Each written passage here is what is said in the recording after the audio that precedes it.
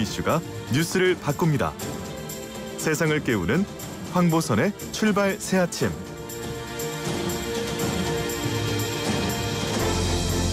네, 이번에는 경제 이야기로 넘어가 보겠습니다.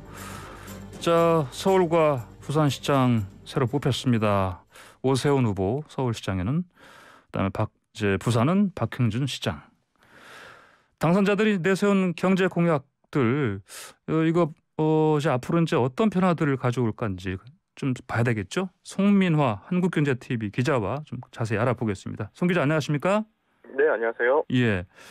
자, 먼저 뭐 임기는 1년 3개월, 1년 남짓인 건데, 근데 이분들이 낸 그 공약들, 네. 뭐 특히 오세훈 후보 같은 경우 뭐 스피드를 얘기하셨는데, 자, 먼저 일단 그 두 당선인들 공약부터 좀 정리를 해주시죠. 네, 뭐 앞서서 좀 들으셨겠지만 먼저 이제 오세훈 그 서울시장 당선인의 그 경제 공약을 좀 한번 살펴보면요. 예. 이 주택 공급을 좀 활성화해서 이제 부동산 시장을 좀 안정화하겠다라는 내용에 좀 힘이 많이 실려 있었습니다. 또 이 교통소외 지역의 연결성을 높여서 이 편의를 좀 증대하겠다라는 예. 공약 좀 눈에 띄는 부분이었고요. 이 서울의 동부권 그리고 서남권 또 서부권과 같이 이 권역별로 나누어서 일자리의 그 상업, 교통 또 교육의 핵심 시설을 유치한다. 그런 내용들도 이제 오세훈 당선인의 어떤 그 중점 공약들이었습니다. 예. 그리고 이제 박형준 부산시장 당선인의 그 공약을 좀 살펴보면 이 도시명 초고속철도 사업에 좀 집중할 것으로 이제 보여지고요. 이를 통해서 이제 일자리도 좀 창출을 많이 하겠다라는 내용들을 담았습니다. 예. 또 이 핵심 정책 그 산학 협력으로 도시명 청년 일자리를 좀 창출하겠다라는 내용도 강조를 했는데요. 이 도시명 초고속 자기부상 열차를 건설해서 또 이를 바탕으로 이제 한 15분 도시로 만들겠다. 그리고 이제 편리한 도시로 좀 만들겠다. 이런 내용들에도 힘이 많이 실려 있었습니다. 예. 자, 그러면 그 오당선인 그 부동산 관련 공약이 있지 않습니까? 뭐 규제를 시급히 빨리 풀겠다 이런 얘기를 했었습니다. 네, 그렇습니다. 아무래도 이제 뭐 청취자분들께서도 이제 부동산 정책을 좀 가장 많이 궁금해하실 것 같습니다.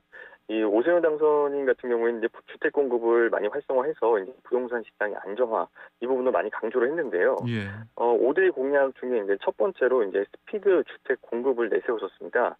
1년 내에 이제 서울시 도시 이제 계획 규제 혁파라는 그런 좀 구체적인 시행 계획을 좀 자세하게 담았었습니다. 예. 이 혁파 규제로는 이제 주거 지역 용적률과 또 이종 일반 7층 이하 규제와 같은 이런 좀 용적률 규제를 좀 완화를 하고요. 그리고 이제 한강변 아파트의 그 35층 이하를 규제한 것들 그런 것들을 이제 서울시 내부에만 좀 존재하던 그런 좀 방침 성격의 규제들을 폐지하겠다 이렇게 약속을 했습니다. 또 이 주택 공급 확대를 위해서 이제 서울시 위원회와 또 내부 조직 개편도 좀 공약을 했습니다. 비강남권에는 이제 상업 지역을 확대하고요. 또 준공업 지역을 축소하겠다라고 덧붙이기도 했습니다. 재개발 재건축 정상화로 이제 18만 5천 가구를 이제 신규로 건설할 수 있는 그런 추진 동력도 확보하겠다라고 밝혔는데요. 구체적으로는 구역 지정 기준을 좀 완화하고요. 또 재지정을 통해서 매년 2만 가구씩 5년간 모두 이제 10만 가구의 주택을 새로 만들 계획이다라고 밝혔습니다. 예. 또 2015년 그리고 이제 2018년부터 중단됐던 그런 재개발이나 재건축 대상을 이제 신규로 지정하거나 또 정비 지수제를 폐지를 해서 매년 이제 7천 가구씩 5년 동안 모두 이제 3만 5천 가구의 주택을 새로 건설할 것으로 이제 예상이 되고 있습니다. 예. 이 용적률과 또 층수 규제를 완화해서 일반 분양 물량을 좀 확보하고 추가로 연간 그 10,000 가구를 확보한다라는 방침인데요. 이걸 이제 5년 계획으로 좀 환산을 해보면 50,000 가구를 추가로 확보할 수 있다라는 분석도 나오고 있습니다. 이 밖에도 이제 소규모 필지의 그 공동개발이 골자인 그 도시명 타운하우스를 좀 도입을 해서 3만 가구를 좀 책임지겠다라고 주장을 했고요. 또 장기 전세 주택인 상생주택을 좀 시행을 해서 7만 가구를 공급하겠다라는 계획도 밝혔습니다. 이를 위한 좀 재원을 조달하기 위해서는 이제 오 당선인은 이제 우선 올해 총 30억 원을 배정을 하고요. 또 시 자체 그 추경안을 통해서 추가 재원 마련에 나설 것으로 보입니다. 예. 자, 그러면 아까 말씀드린 것처럼 이제 스피드, 속도를 강조했는데 오세훈 당선인이 그 좀 어떤 문제는 좀 없습니까? 투기 촉발이라든지. 네, 예. 네, 먼저 이 스피드 공급 주택이라는 걸 이제 간단히 좀 말씀을 드려보자면 이제 예, 향후에 예. 이제 5년 안에 예. 모두 이제 36만 호의 주택을 공급하겠다라는 그런 계획인 겁니다. 예. 여기에는 이제 앞서 말씀드렸던 그 18만 5천 호의 그 공급 계획도 함께 포함이 돼 있습니다. 이 5당선인은 앞서서 이제 목동과 상계동 그리고 이제 여의도와 강남과 같은 그런 대상지까지 좀 지목을 해서 언급하기도 했었는데요. 물론 당장 해결해야 할 그런 걸림돌들이 이제 존재하게 됐습니다. 이 5당선의 좀 공약처럼 예. 재개발, 재건축을 좀 활성화하려면 용적률과 또 층수 규제 완화가 필요한데요.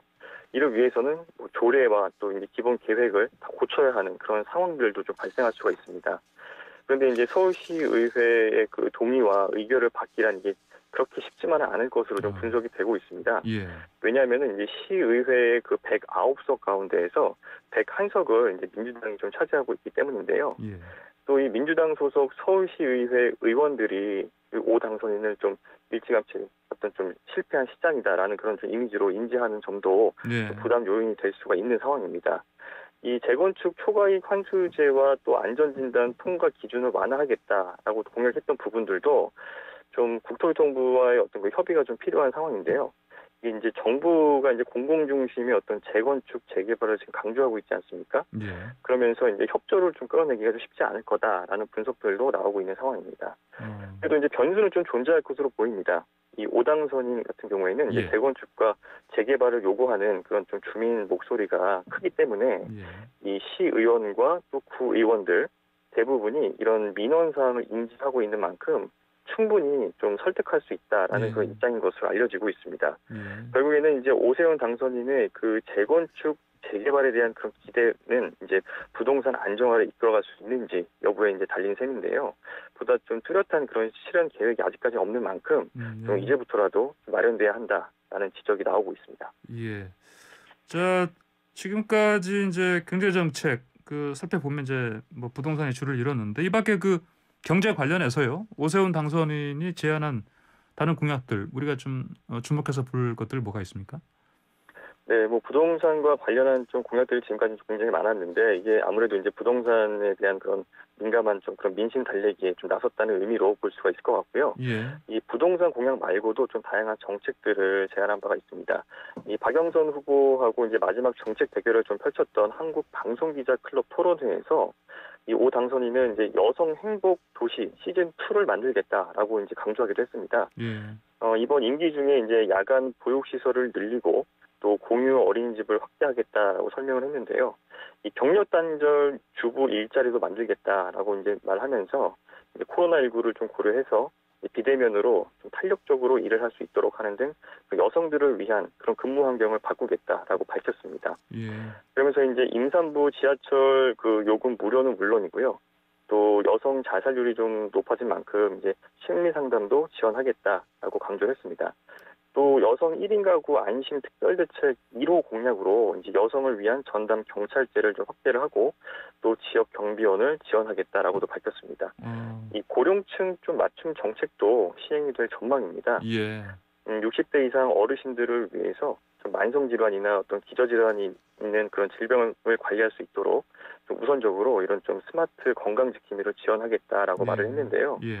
추후에는 좀 대상을 좀 확대해서 어떤 주치의와 좀 연결하는 정책을 펴겠다라고도 했습니다. 예. 이 밖에도 네. 예. 그 마지막으로요. 그 박형준 부산시장 당선인도 공약들 많이 냈는데 특히 그 어반 루프라는 것도 있고 네네. 가덕 신공항 관련해서도 있고요. 어떤 경제 정책 봐야 되겠습니까, 우리가? 네, 좀 중점적으로 가야 될 부분이 이제 도시명 초고속철도 사업이 좀 핵심 정책으로 좀 추진될 전망입니다. 예. 이 가덕도 신공항에서 이제 2030 엑스포 개최지 북한까지 도심과 이런 좀 직결되는 셔틀 수단이자 이제 어떤 도시명 초고속철도가 예. 바로 이제 어반 루프인데요.